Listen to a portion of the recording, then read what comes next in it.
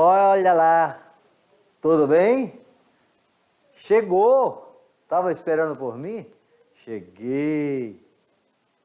Estou aqui representando a equipe de Geografia, essa equipe maravilhosa. Eu, professor Arimaté, junto com o professor Rogério, o professor Jorge, toda a equipe da mediação, vocês, meus queridos professores, que estão aí com meus queridos jovens, estamos aqui para essa viagem pela geografia, entender a economia, entender o comércio e, claro, falar também um pouquinho sobre as questões sociais. Nós falamos de população, falamos de comércio, e aí, quando nós falamos de comércio mundial, é muito importante você observar que dentro do comércio mundial tem países que não representam quase nada no comércio mundial. Isso porque você pode observar, está relacionado ao fator pobreza, as diversidades econômicas. Tudo isso nós iremos entender nessa aula de hoje. E claro, observa bem, nós temos aí alguns pontos que podem ser analisados, tá? Como é o PIB, o Produto Nacional Bruto, tá? O Índice de Desenvolvimento Humano. São fatores que iremos ter conhecimento para ter essa organização que movimenta a economia e, claro, nesse movimento da economia, temos de saber que tem a questão da importância do coletivo no fator histórico geográfico. Vamos lá, vou pegar um exemplo para vocês, tá? Aí, nós temos crescimento econômico e pobreza. Vejam bem, vem comigo para cá. Nós estamos falando de crescimento econômico e pobreza, tudo bem? O que é que você entende isso? Para no Brasil. Quando você pega os números do Brasil, se eu pego os três povos que deram origem, o índio, o europeu e o negro, qual dos três tem os piores índices de desenvolvimento humano? Claro que você vai encontrar aí o IBGE mostrando que é o negro. Tá? E aí, qual foi a situação econômica do negro no processo histórico? O negro era o quê? Era uma mercadoria. Ele era vendido, ele era comercializado, por isso que nós falamos de comércio, para você entender isso. Ele era uma mercadoria. Isso é triste, né? Levou um tempão para que esse negro tivesse a sua liberdade. Mas quando ele teve a sua liberdade, só voltando no tempo e espaço, em 1850, naquele momento já criaram a lei das terras no Brasil. A terra no Brasil passou a ser vendida. Ora, o negro era pobre. Ele era escravo, ele não tinha dinheiro. Como é que ele vai comprar terra? Ele continuou sendo pobre. Mas vamos agora passar no tempo. Quando é que veio ter um avanço nas questões sociais no Brasil? Na nossa Constituição de 88. Isso falando de Brasil, chamada Constituição Cidadã. Portanto, foi quando teve as melhorias sociais. Mas mesmo assim, nós ainda iremos encontrar uma desigualdade social muito grande. Olha o que diz aqui esse nosso conceito. Ainda que a pobreza seja perceptível em diversos lugares e situações, é muito difícil captar exatamente sua dimensão, tá? Quais são as carências, o que é preciso fazer para amenizar o sofrimento das pessoas que vivem com pouco ou nenhum recurso. Isso é um conceito, tá? Olha o que nós temos agora. Crescimento econômico é o aumento da capacidade produtiva da economia, produção de bens e serviços. É definido basicamente pelo índice de crescimento anual do Produto Nacional Bruto. O que é que vem ocorrendo nos últimos anos? Vamos voltar no tempo e espaço. conversa com o seu avô. O Brasil é chamado em alguns momentos de economia de uma galinha. Você voa de uma galinha. Por quê? Porque voa e cai, voa e cai. Portanto, esse Brasil que nós estamos falando, tá, é um Brasil aonde tem um crescimento econômico, de repente tem uma crise econômica. Vamos pegar nos últimos anos, a crise econômica dos anos 80, foi chamada de década perdida. Aí veio os anos 90, cresceu a economia, primeira década do século 21, a economia cresceu. De 2010 para cá, a economia brasileira desceu, vai descendo, descendo. Quando a economia está regredindo, nós temos desemprego. Se eu fico desempregado, eu vou ter menor condições de comprar. Eu fiquei mais pobre. Agora, você está observando no Brasil agora, não é, filho? O que é que está ocorrendo no Brasil agora? Inflação. E essa inflação deixa nós, consumidores, mais pobres. Olha o preço dos combustíveis, a elevação. Essa elevação no preço dos combustíveis vai diminuir o poder de consumo. Portanto, isso é empobrecimento. Isso é empobrecimento, tá?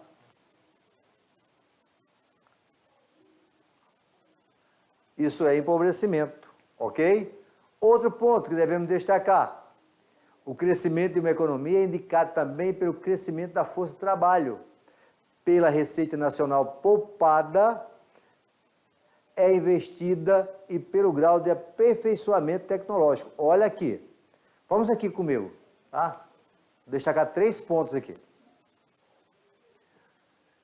Crescimento da força de trabalho, é o que ocorre no Brasil hoje. O Brasil tem uma grande força neste mercado de trabalho, tá? Aqui, ó, força de trabalho. Ou seja, nós estamos vivendo o chamado bônus demográfico. Olha a palavra, bônus demográfico. Que é a grande quantidade de pessoas na idade para trabalhar. Portanto, o Brasil tem agora um bônus demográfico. A Receita Nacional poupada e investida, isso no Brasil é muito baixo. E o aperfeiçoamento tecnológico também muito baixo. Portanto, nós temos 2 fatores que deixam a desejar no Brasil. Isso faz com que o Brasil tenha problemas nessa questão de força de trabalho, tá? Portanto, esse desenvolvimento econômico traz melhoria na qualidade de vida da população e por alterações profundas na estrutura econômica. Veja só, quando melhora o meu poder de compra, o que eu vou logo pensar em ter? Uma casa para morar, um carro, eletrodomésticos, alimentação, passear, o turismo. Isso é qualidade de vida. Portanto, isso é o quê? Crescimento econômico. Mas quando eu não tenho crescimento econômico, o que é que vai ocorrer? Eu vou ter crise, minha economia vai diminuir. Quantas pessoas hoje no Brasil, vamos falar de Brasil, que é o nosso país. Quantas pessoas hoje no Brasil não têm uma casa para morar? Pagam aluguel. E muitos foram morar até na rua, ou moram em áreas com a infraestrutura precária. Por que o homem foi morar na região chamada de favela? Tá? Vem comigo, para você entender esse pouquinho. Por que o homem foi morar nas favelas? Tá? Veja só, aonde é que o homem morava? Vamos fazer uma análise disso aí, para você entender melhor. Até os anos 60, a maior parte da população brasileira morava no campo. Entendeu? Morava no campo. Ao morar no campo, ele trabalhava geralmente para grandes proprietários. Veio a modernização do campo. Esse homem deixou o campo e foi com a Revolução Industrial para a cidade. Isso é chamado de Revolução Urbana, Revolução Industrial, mudanças. Só que eu saí do campo para a cidade e aí faltou money. Eu fui morar em áreas que as condições socioeconômicas eram péssimas. E o Estado, que é o governo, se fala muito de governo, é o Estado Nacional, não teve uma política de melhorias sociais urbanas. Hoje está muito mais fácil comprar uma casa, mas nos anos 70, 80, era muito difícil comprar uma casa. E o que ocorreu com a cidade? Ela inchou. Isso é chamado de macrocefalismo urbano. O macrocefalismo urbano cresceu com o empobrecimento também da população. E nós vamos observar que esse empobrecimento vai refletir na palavra de desenvolvimento.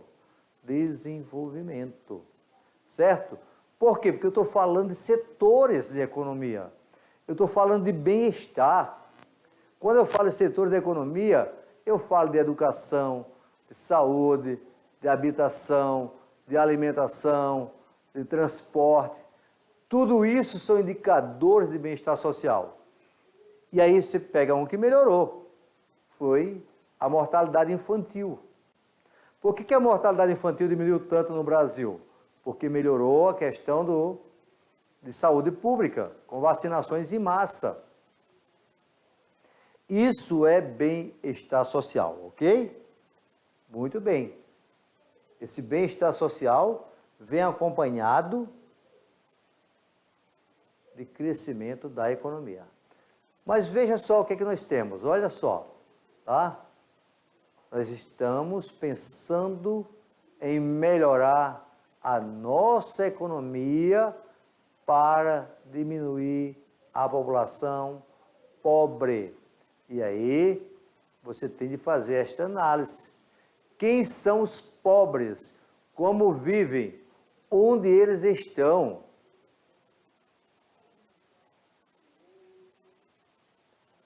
Você parou para pensar? Isso aí? Educação é um dos caminhos de tirar a gente da pobreza. Eu nasci no campo, Arimateia. Eu venho de família pobre, mas eu melhorei na questão social.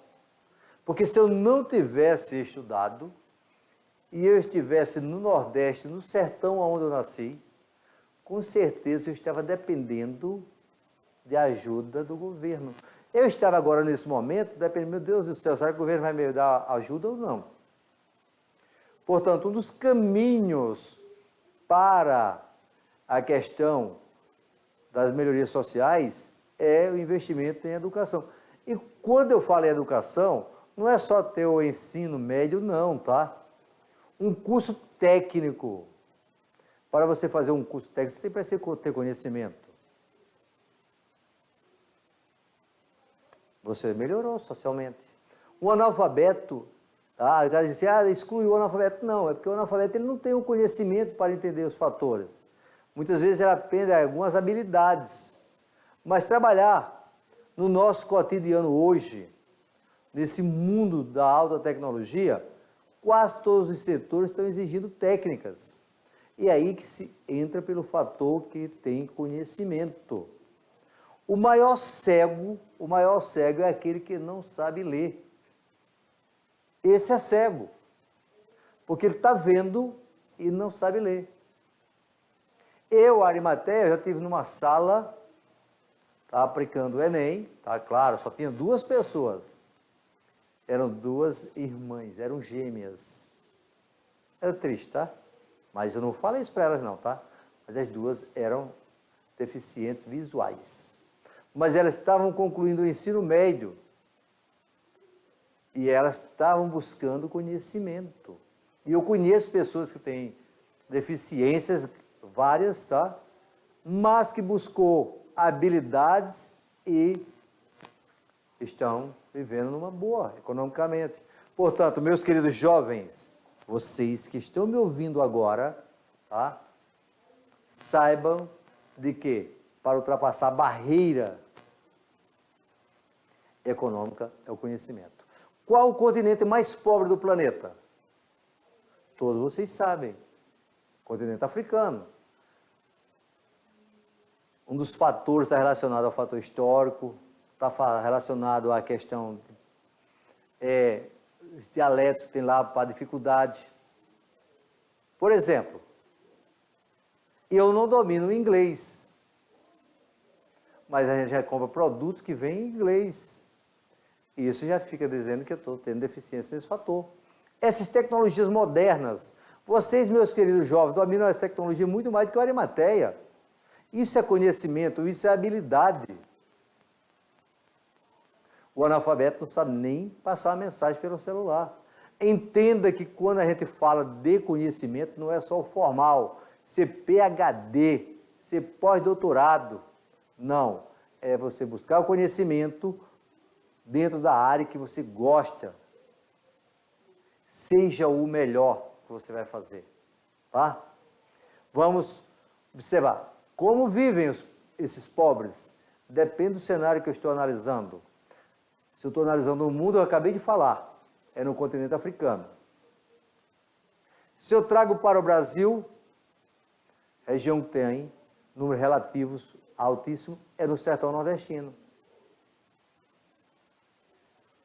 Mas nas grandes cidades também eu tenho pessoas com esse nível. Vamos observar um outro ponto? Diversidade econômica e social.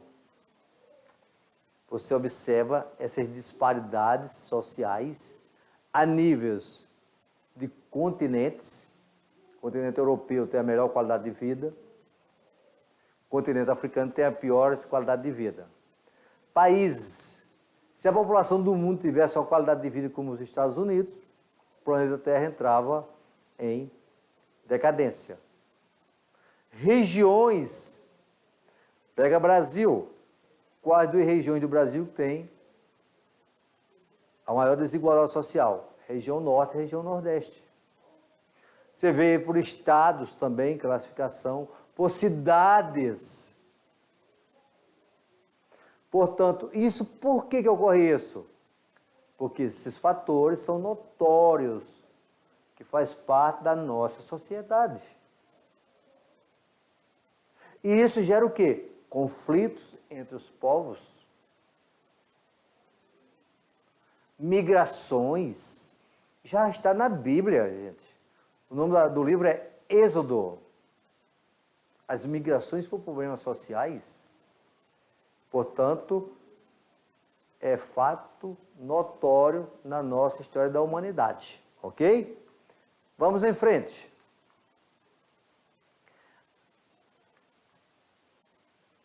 Vejam que a intensificação desse processo agrava mais quando eu tenho problema socioeconômico. Eu acabei de citar o exemplo do aumento dos combustíveis.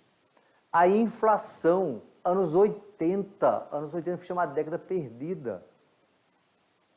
Tá? Nós íamos para o supermercado, estou dizendo nós porque eu já estava com meus 20 e poucos anos, íamos para o supermercado, chegava lá, os caras estavam carimbando os preços direto, O salário não dava para comprar.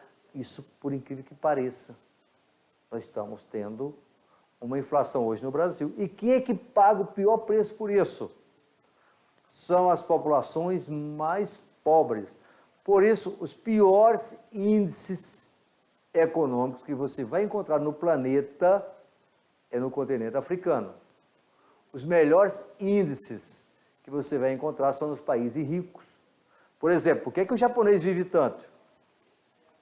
Hoje, porque a ótima qualidade de vida que ele tem. Entendeu os fatores? Portanto, qualidade de vida é sinônimo de desenvolvimento social. Portanto, a desigualdade social é consequência da má distribuição da riqueza. Fato constatado na maioria dos países. Tá? Isso gera instabilidade social. Vocês estão percebendo que esse conteúdo vai estar presente na sua vida? É diferente. Você não diz assim, o que vai ser isso na minha vida? Isso é para você entender a relação do nosso mundo. Entendeu? O nosso mundo é esse. Essa troca, tá? Essa troca dentro do comércio mundial entre os países, tá?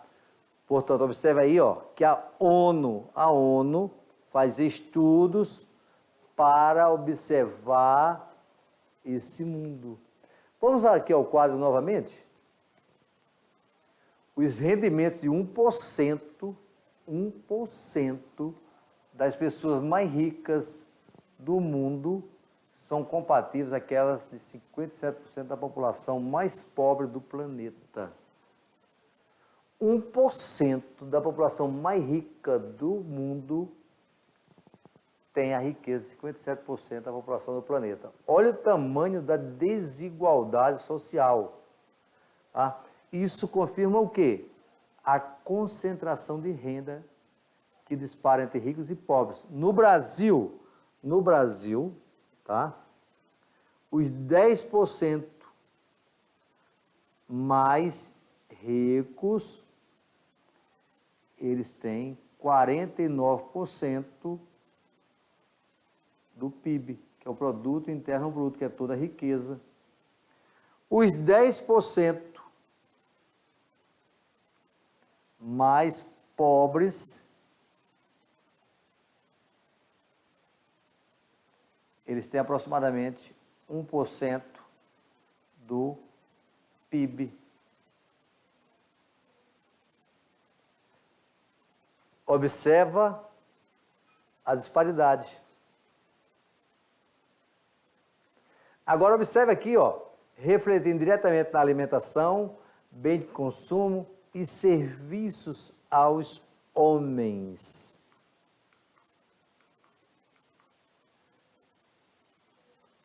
Lê esse texto aí, ó.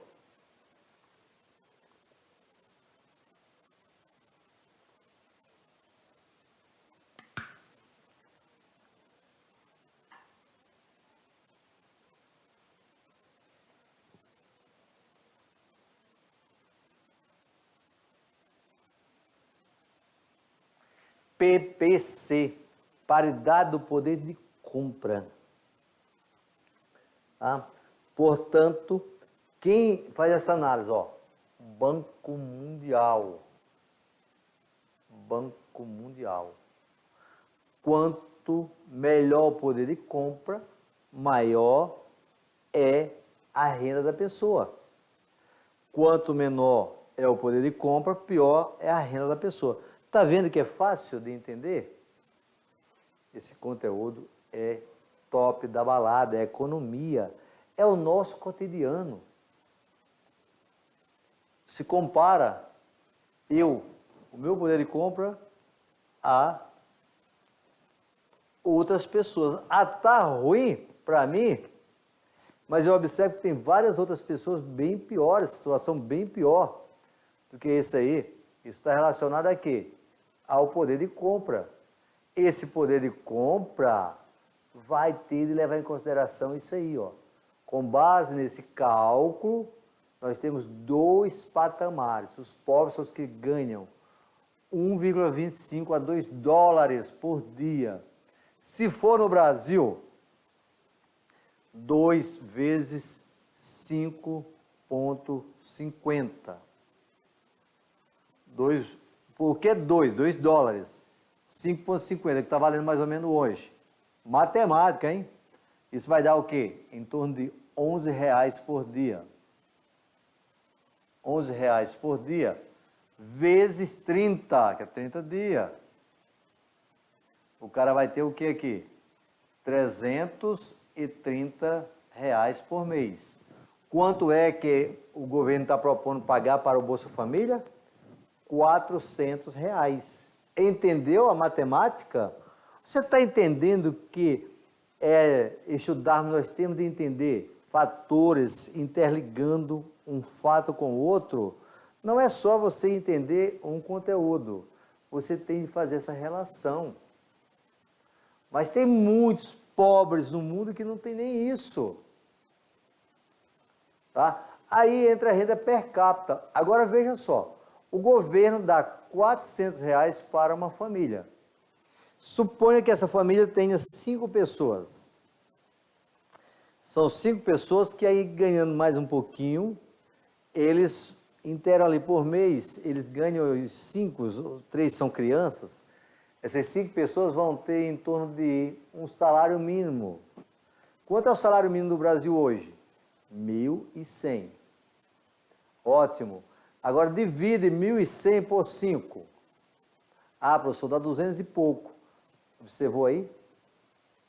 Isso é que é chamado de renda per capita. O cara passou o mês com menos de R$ 300. Portanto, aí ele vai estar sendo chamado abaixo da linha de pobreza. Abaixo da linha de pobreza. Isso daí é uma linha determinando, aí é pobre. Daí para baixo está abaixo da linha de pobreza. O cara até brinca assim, eu não estou vivendo, eu estou vegetando. Tá? Eu não tenho nada mais, estou vegetando. Ok? Veja só a importância disso. É aí que você passa a entender a questão da economia mundial, tá? Portanto, quando eu falo esse padrão de compra, eu estou falando de uma paridade relacionada ao dólar. Mas, professor Arimatea, por que o dólar? Porque os Estados Unidos é a maior potência econômica do planeta. E aí ele estabeleceu essa padrão de compra em 1944, em plena Segunda Guerra Mundial. Conferência de Bretton Woods. Mas, professor, que palavra é essa? Não, é o nome de uma cidade dos Estados Unidos, aonde se reuniram vários países, tá? E começaram com isso aí. E o Banco Mundial foi criado nessa reunião. Portanto, esse Banco Mundial serve para fazer essa paridade. Lá trabalham os principais economistas pelo planeta fora, fazendo uma análise. Tá? Portanto, dentro desta análise, nós iremos observar que cada Estado-nação tem a sua moeda. Aí tem o seu poder de compra. Você quer ficar com o bolso cheio de dinheiro? Grandão assim, ó. Vai para a Venezuela. Vai ver que a moeda da Venezuela é muito pior do que a nossa. Aí tem vezes que você vai na Bolívia, assim, feliz da vida. Tu troca, porra, no meu dinheiro está melhor do que o da Bolívia. Mas tu vai fazer compra na Bolívia, a maior parte dos produtos estão vendidos em dólar. Por quê? Porque a Bolívia não produz nada. Daquilo lá ele está importando. Ele importa em dólar. Lembra da nossa aula sobre comércio mundial? Está entendendo por que nós tivemos uma aula de comércio mundial aí? É para você entender essa relação. Agora, se eu estou trabalhando aí no campo, tá, da África, que eu não tenho relação nenhuma com o cenário mundial, aí a minha moeda lá está tudo bem, tranquilo, estou pouco despreocupado. Mas entenda, a minha qualidade de vida está baixa. Porque se eu quero, no mundo globalizado hoje, eu faço parte de uma economia na qual precisa estar atrelado às trocas comerciais globais, que é o dólar. Em cima disso, nós vamos analisar se melhorou ou não o nosso poder de compra. Tá? Diante disso, o que eu tenho aí? Ó? Conforme dados do Banco Mundial, aproximadamente 22% da população mundial vive com menos de 1,25 dólares, tá, por dia. Professor, e o que é isso? Isso é muita gente. A população mundial hoje tem quase 8 bilhões de habitantes. Tá? 22%. 44% ganham menos de 2 dólares por dia. Soma 44 com 22. Já dá 66. Portanto, de acordo com a metodologia utilizada pelo Banco Mundial, 66% da população global se inclui na subdivisão de quê? De pessoas que têm carência. Quando você observa pessoas vivendo nos lixões, por que a pessoa vai viver no lixo? Um submundo. Tá? Ele vai viver no lixão por causa de quê? Que ela achou bonito? Não. Pesquisa aí no Google, aí, por favor. Etiópia, por favor. Somália, Uganda. Como é a qualidade de vida desses países? Observe aqui, ó, nós temos a América Latina, nós temos Sul da Ásia e principalmente a África subsaariana, com regiões pobres, e estavam melhorando. Dentro da ONU tem os Objetivos do Milênio. Nos Objetivos do Milênio, nós iremos encontrar que um era diminuir a questão da pobreza. Aí vem uma pandemia, tá? Portanto, esse vírus do Covid trouxe uma crise para a economia global. Segundo os economistas, vamos levar aí entre 4 a 5 até 10 anos para a economia retornar ao que estava antes da pandemia. E aí você observa o seguinte, vem comigo aqui, tá? Olha só onde é que nós vamos observar essa pobreza, ó. Pobreza de bairros que tem muitos negros, que tem muitas crianças, que tem muitos idosos. E olha aqui, o que é que nós temos por à frente? Analfabetos. Analfabetos. É aí que nós falamos que o conhecimento, eu não vou falar mais educação em si, tá? Vou falar a palavra conhecimento, faz com que você saia do analfabetismo. Veja só, assistam esse filme excelente, O Menino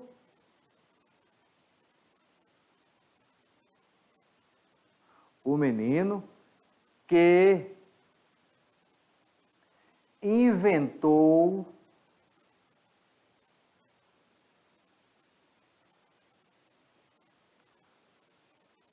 o vento.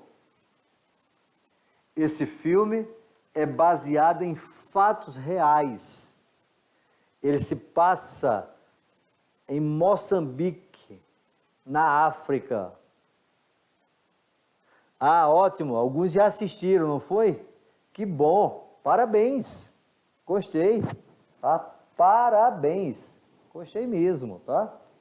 Portanto, esse menino mostra como o conhecimento pode tirar um povo da miséria, pode melhorar a qualidade de vida, tá? Isso tudo levando em consideração de que quando eu estou investigando as dimensões da pobreza, eu procuro levar em consideração educação, moradia, saúde, trabalho, poder de compra. Por quê? Eu estou me referindo a uma análise das pessoas que estão vulneráveis. E a vulnerabilidade passa por fecundidade. O que é taxa de fecundidade? Número de filhos por mulher. Porque eu preciso ter atenção com as minhas crianças. Eu preciso estar preocupado com vocês, jovens. Eu preciso estar preocupado com os idosos, que vão ter muita despesa com medicamentos. Eu preciso ter uma dependência demográfica, tá? Para analisar essa vulnerabilidade. Você está escutando muito essa palavra hoje no Brasil. Pessoas vulneráveis. Pessoas vulneráveis. Fique atento. Falta de acesso ao conhecimento. Tá? Falta de acesso ao trabalho. Portanto, ó, analfabetismo. Fica difícil de entrar no mercado de trabalho. O nível de escolaridade formal, que é isso que você está fazendo. Formal. qualificação profissional. Portanto, com isso, eu vou ter acesso a quem? Ao trabalho. Observem que é uma sequência, meus queridos. E aí, como é que vocês estão? Com a energia positiva? Poxa, professor Arimateia, você está falando de coisas aí que está me deixando triste. Não, eu estou falando de algo, tá? Que nós temos conhecimento e esse conhecimento é estudado pela sociologia, pela filosofia, pela história, pela geografia, tá? Economia. Por quê? Porque eu preciso levar as pessoas para o mercado de trabalho.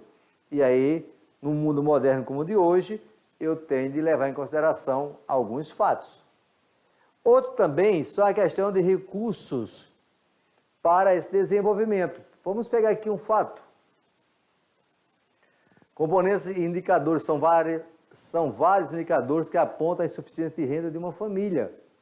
Falta de alimento é uma, tá? Isso vai influenciar em quê? No desenvolvimento infantil. Muitas vezes começa com um trabalho precoce. Sai da escola, da evasão escolar, a mortalidade infantil hoje no Brasil está baixa. Mas vamos pegar um exemplo. No Japão, por exemplo, de cada 1.000 crianças que nascem, apenas 2 morrem antes de completar 1 ano. Alguns países da África chegam a ser mais de 150 por 1.000, tá? Isso é algo que tem a se pensar.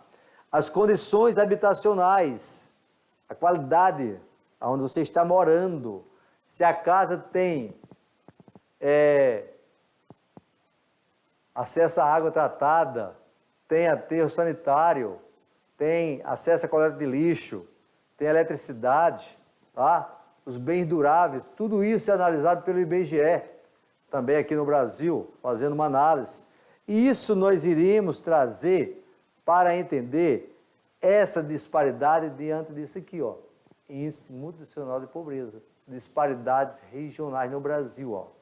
Ok? Nós estamos falando do Brasil. Observe agora, ó, Centro-Oeste, Nordeste, Sudeste, Sul. Ó, a diferença entre o Sudeste e o Nordeste, ó. Ok? Olha aqui, ó. Vai analisando um a um, certo?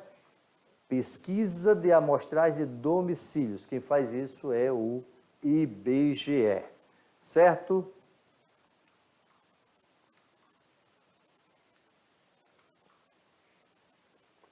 O produto interno bruto. Isso não dá para dizer se um país está tendo distribuição de renda ou não, mas é um dos mais tradicionais indicadores de comparação ao desempenho da economia nacional. Tá? Para calcular o PIB são considerados os bens produzidos nas fronteiras nacionais, ó, além de atividades comerciais e serviços. Tá? E aí você tem para analisar o comportamento do PIB de um país, é preciso diferenciar o PIB nominal do PIB real. Nominal, calcular preços correntes, ou seja, no ano em que o produto foi produzido e comercializado. O real é o que está o preço de comprar, certo? Inflação, ó, inflação. Portanto, no início do ano a gasolina estava R$ 2,00, R$ 3,00, agora está custando R$ 7,00. Olha a diferença. O PIB pode ser calculado a partir de 3 óticas: despesas, oferta e rendimento. Tá? Isso é só para você ter noção. Tá? O que é oferta? O valor do PIB é calculado a partir do valor gerado de cada uma das empresas que operam na economia. E o rendimento é calculado a partir do rendimento de fatores produtivos distribuídos pelas empresas. Tá? Os 10 maiores PIB do mundo, disparado, ó. Aí está Estados Unidos, mas a China está chegando lá, certo? Terceiro, Japão. Olha o Brasil. E este ano ele vai para o 12º lugar, ok? Portanto, vem caindo, certo? É importante perceber que o PIB per capita, Produto Interno Bruto, dividido pela quantidade de habitantes de um país, é a soma de todos os bens de um país. O quanto maior o PIB, mais demonstra o quanto esse país é desenvolvido ou em desenvolvimento, tá? Aqui, meus queridos, isso é apenas noções para vocês entenderem um pouco de economia. A maneira que vocês forem evoluindo, tanto na sua idade quanto no conhecimento, vocês vão aprofundando esses estudos, tá? Eu sei que vocês podem ter pensado que ficou um pouco mais complicado agora nessa aula, porque nós falamos alguns números técnicos, mas fica tranquilo, que a nossa equipe de geografia está aí para fazer o melhor para vocês. Muito obrigado, agradeço ao grande arquiteto do universo e a todos vocês que estiveram conosco até agora. Meus alunos, meus queridos professores, um abraço e até o nosso próximo encontro.